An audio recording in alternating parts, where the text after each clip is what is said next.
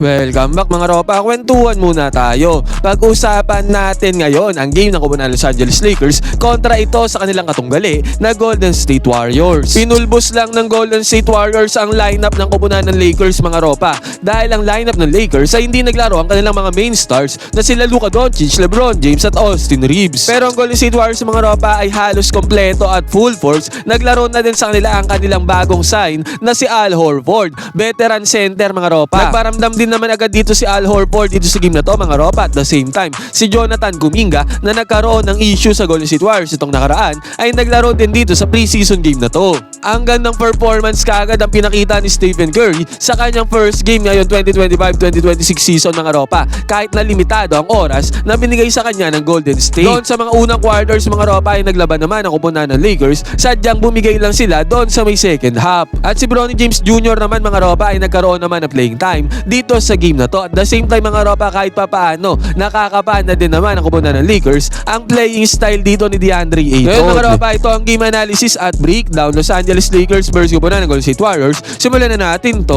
Okay game. Pero bago tayo magsimula sa analysis mga ropa ay mayroon tayong gawang bagong Facebook page. Baka pwedeng pa-follow and like nito mga ropa. Kakaunti pa ang followers niyan. Kakaunti pa ang followers, pwede kayong mag-like sa mga videos at mag-comment sa mga videos para malaman ko na galing kayo dito sa may YouTube. Maraming salamat po. Dito sa magbubukas ng first quarter mga ropa, ang nanguna dito para sa Golden State Warriors ay ang kanila mga main stars na sila Draymond Green, Jimmy Butler at Stephen Curry. At tingnan natin dito sa possession na to ng kupunan ng Golden State Warriors. Inbound sila doon sa may ilalim, sa may baseline. Magandang play ang pinakita dito ng Golden State Warriors mga ropa, parang give and go play to na may kasamang split action. Inbound sa bola dito si Jimmy Butler mga ropa at naibigay niya yung bola papunta kay Draymond Green. At tignan natin ang ginawa ni Stephen Curry doon sa may ilalim. Nagbigay siya ng screen dito kay Jimmy Butler para makapwesto si Jimmy Butler doon sa may ilalim at good anticipation din ang ginawa dito ni Draymond Green para ibalik yung bola papunta kay Jimmy Butler. Konting space ang nangyari dyan mga ropa para magkaroon ng tira si Jimmy Butler doon sa may ilalim. Successful play to mga ropa dahil naipasok pa ni Jimmy Butler yung tirada dyan sa may ilalim, may kasama pa yung foul at naipasok pa ni Jimmy Butler dyan yung free throw. At sabi ko nga mga ropa, nag-take charge dito ang mga veteran players ang kupunan ng Golden State Warriors.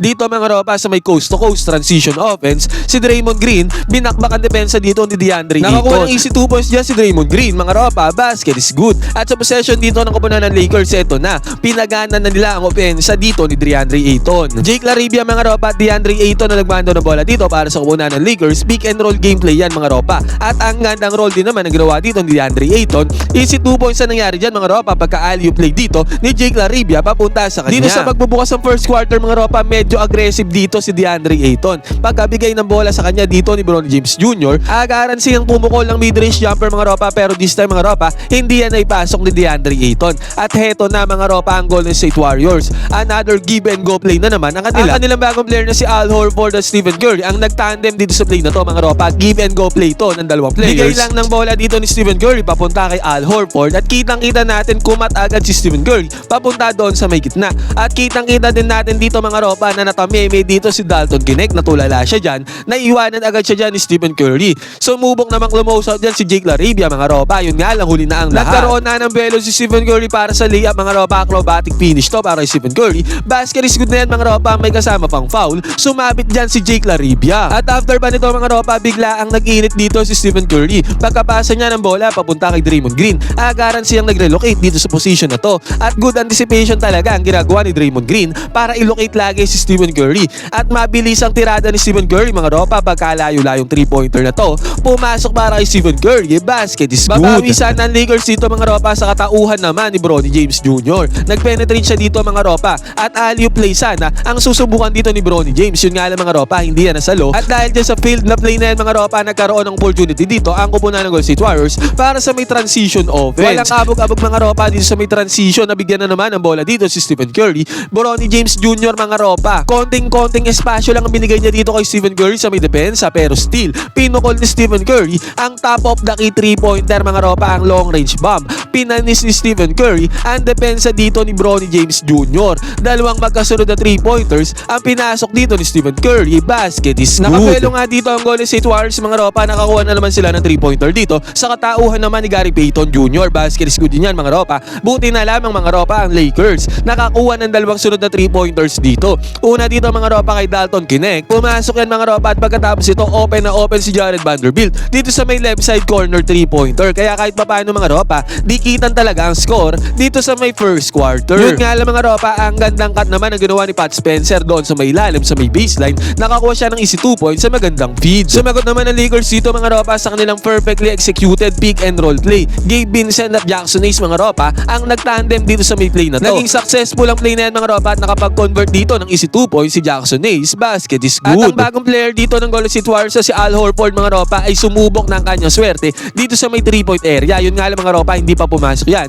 para kay Al Horford. Pero buti na lamang mga ropa si Buddy Hield ay nakakuha ng good penetration at good move dito para makapag-convert siya ng easy 2 points. Ang gandang takeover naman ang ginawa dito ni Gabe Vincent mga ropa dahil sa sunod-sunod na possession sa kupunan ng Lakers ay siya ang nakapuntos dito para sa Lakers. Ang nangyari dito mga ropa, hand-off screen ang binigay dito ni Jackson Hayes para kay Gabe Vincent. Konting espasyo nagawa dyan ng hand-off screen na to mga ropa pero still enough na yan para kay Gabe Vincent para pumukol ng 3-pointer. Pumasok ang 3-pointer dito ni Gabe Vincent mga ropa, basket is good. Samantala ang Golden State Warriors naman mga ropa ay sumagot dito sa pamamagitan ni Stephen Curry. Naiwanan dito ni Stephen Curry yung kanyang primary defender at nag-slash na siya papunta doon sa may loob. Napilitan ngayon si Jackson Hayes mga ropa na mag-close out against dito kay Stephen Curry. Pero dyan sa close out na yan mga ropa, naiwanan naman ni Jackson Hayes dito yung kanyang binabantayan doon sa may ilalim na si Jimmy Butler. At nag-open up to sa opportunity mga ropa para ipasa ni Stephen Curry yung bola papunta kay Jimmy Butler. Pag-ikot dito ni Jackson Hayes mga ropa, na-foul pa nga dyan si Jimmy Butler mga ropa para magkaroon ng end one play dito si Jimmy Butler. Basket is good. At sabi ko nga mga ropa, si Gabe Vincent ang nag-take over sa mga sunod na possession sa kupunan ng Los Angeles Lakers. At dito sa play na to mga ropa, again, another hand-off screen na naman dito sa may 3-point area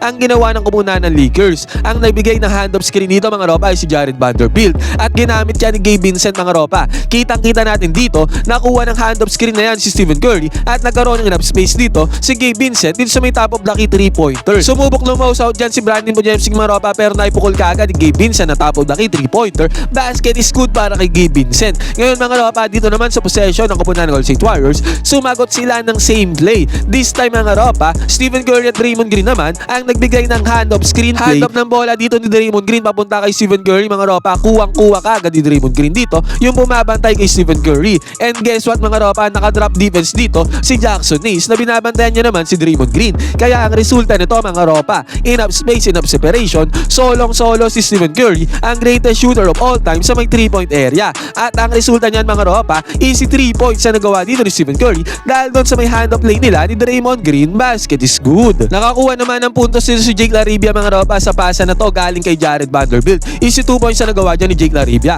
Pero again mga ropa, dito sa may Golden State Warriors, sinubukan na naman nila yung hand-off play kay Draymond Green at Stephen Curry. Pero this time mga ropa, natuto na dyan ang kupunan ng Los Angeles Lakers. May close out na dyan kay Stephen Curry. Siyempre mga ropa, kahit pa paano, resistance pa din niya ang ginawang close out dyan ng kupunan ng Los Angeles Lakers para magmintas ng tirada dito ni Stephen Curry. Yun nga lang mga ropa, si Jonathan Kuminga ay nakakuha ng easy 2 points dito sa move na ginawa niya. Peke ang ginawa niya dito sa may baseline mga ropa. Easy 2 points na nagawa dyan ni Jonathan Kuminga. Si Brandon Bujemski mga ropa, naka-pick up ng bola dito dyan sa pag-pick up niya ng bola. Nakakuha siya ng easy 2 points galing sa may fast break. At si Jake Laribia mga ropa ay nakakuha ng 2 points dito. Good move ang ginawa dito si Jake Laribia mga ropa para makapagpundar siya ng easy 2 points. Basket is good. At heto mga ropa, interesting to. Tingnan natin dito mga ropa, si Bronny James ang nagbababa ng bola dito para sa kupunan ng Los Angeles Lakers. Hinarap siya dito sa depensa ni Jonathan Kuminga mga ropa. At dyan sa pagbababa na yan mga ropa ay natrap dyan si Bronny James Jr. para mag-agawan sila ng bola dito ni Jonathan Kuminga.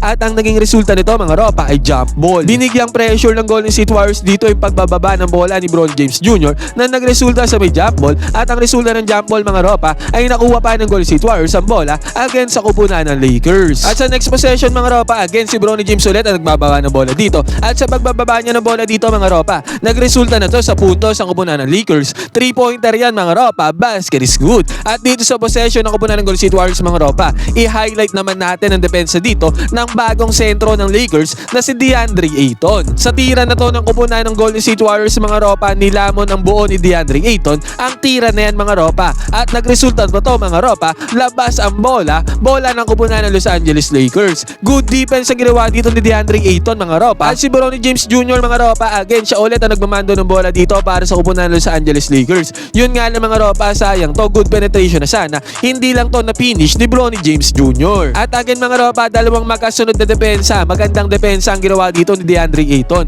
Naagawan niya ng bola dito, nasundatan niya ng bola dito. Si Quentin post at nagresulta doon sa turnover ng kupunan ng Golden State Warriors mga ropa. Dalawang back-to-back plays sa mga ropa. Good defense ang nilaro dito ni DeAndre Ayton. Yun nga lang mga ropa, bumawi dito ang kupunan ng Golden State Warriors. What a play ang ginawa dito ng kupunan ng Golden State Warriors para malukit nila dito sa may left side corner 3-pointer. Ang kapapasok lang na si Moses Moody. 3-pointer para kay Moses Moody mga ropa. Basket is good yan. Buti na lamang mga ropa nakipagsagutan dito sa may 3-pointer si Dalton Knecht. Pumasok din ng 3-pointer dito ni Dalton Knecht. Yun nga lang mga ropa, nakabawi ulit dito ang kupunan ng Golden State Warriors. Another 3-pointer na naman ang kanilang pinakawalan dito sa katauhan naman ni Buddy Hield. At again mga ropa, nagmamando na naman ng bola dito si Bronny James Jr. At sa pagmamando niya ng bola dito, nag-end up ang bola sa kamay dito. At nakapagpundar naman ng puntos dyan si Jared Vanderbilt mga ropa. Basket is good. At sa possession na to ng kupunan ng Golden State Warriors, nakapuntos dito si Al Horford mga ropa. Pick and pop play ang ginawa dito ng kupunan ng Golden State Warriors. Nag-set ng screen dyan si Al Horford, sabay nag-pop siya dito sa may 3-point area. At sa pagkakataon na to mga ropa, pumasok na ang 3-pointer ni Al Horford. Basket is good. Magpi-pick and roll play sana dito ang kupunan ng Los Angeles Lakers mga ropa papunta kay Jackson Hayes. Yun nga lang mga ropa, nagmintes ang tirada ni Jackson Hayes sa kanyang finishing. Basket is not good. At nagresulta pa tong mintes sa tira na to ni Jackson Hayes sa possession ng kupunan ng Golden State Warriors. Again mga ropa, na-locate na naman nila si Moses Moody na open dito sa may left wing 3-pointer. Dalawang magkasunod 3-pointers ang pinasok dito ni Moses Moody mga ropa. Basket is good ulit yan. Susubukan sanang bumawi dito ni Jared Vanderbilt sa may 3-point area mga ropa. Yun nga lang, hindi pumasok yan para kay Jared Vanderbilt. At pagdating doon sa may second half mga ropa, doon natin nambakan ng kupunan ng Golden State Warriors ang team ng kupunan ng Los Angeles Lakers. Dito lang talaga nakadikit sa may first half ang kupunan ng Los Angeles Lakers, pero doon sa may second half mga ropa, tinambakan na sila ng kupunan ng Golden State Warriors. At eventually mga ropa, nag-end up ang game na to. Panalo ang kupunan ng Golden State Warriors dito sa may preseason game na to against sa kupunan ng Lakers. 0-2 na ang Lakers sa may preseason game mga ropa. Ngayon, anong masasabi nyo sa naging game na to ng kupunan ng Los Angeles Lakers? Wala pa naman ang big 3 ng kupunan ng Lakers dito mga ropa. Austin Reeves, LeBron James at Luka Doncic. Pwede kayo mag-comment dyan sa baba ng inyong opinion mga ropa. Magkwentuhan tayo.